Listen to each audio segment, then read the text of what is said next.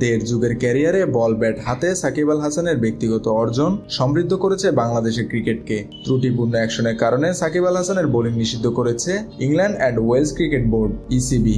Action শোধরাতে টানা দ্বিতীয় দফায় পরীক্ষা দিয়েও পাশ করতে পারেননি সাকিব, এমনটাই জানিয়েছে দেশের শীর্ষ কয়েকটি সংবাদ মাধ্যম।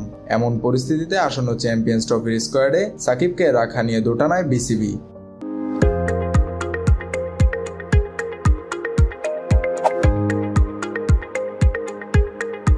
প্রধান নির্বাচক গাজী আশরাফ হোসেন লিপু জানিয়েছেন, সাকিবের ব্যাপারে কোনো নির্দেশনা আসেনি। সেই সঙ্গে প্রধান নির্বাচক অনেকটা বিস্ময় প্রকাশ করেছেন সাকিব বোলিং পরীক্ষায় পাশ না করায়। এই বিষয়ে প্রধান নির্বাচক বলেন, সাকিবের ব্যাপারে কোনো নির্দেশনা আসেনি। প্রথম যে পরীক্ষা দিলেন সেখানে তিনি উত্তীর্ণ হতে পারেননি। Very shocking.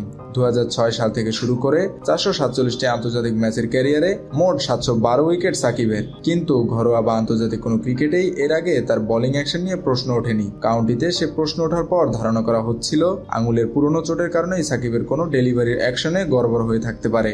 সাকিবের বোলিং অ্যাকশন নিয়ে প্রশ্ন ওঠে কাউন্টি চ্যাম্পিয়নশিপের একটি ম্যাচে। গত সেপ্টেম্বরে ডিভিশন 1-এ সারের হয়ে একটি ম্যাচ খেলেছিলেন এই বাংলাদেশি অলরাউন্ডার। এই ম্যাচ খেলার মধ্য দিয়ে দীর্ঘ 1 যুগ পর কাউন্টি ক্রিকেটে ফেরেন সাকিব। 2011 থেকে 2012 মৌসুমে ওরচেস্টারশায়ারের হয়ে খেলেছিলেন এই বাঁহাতি।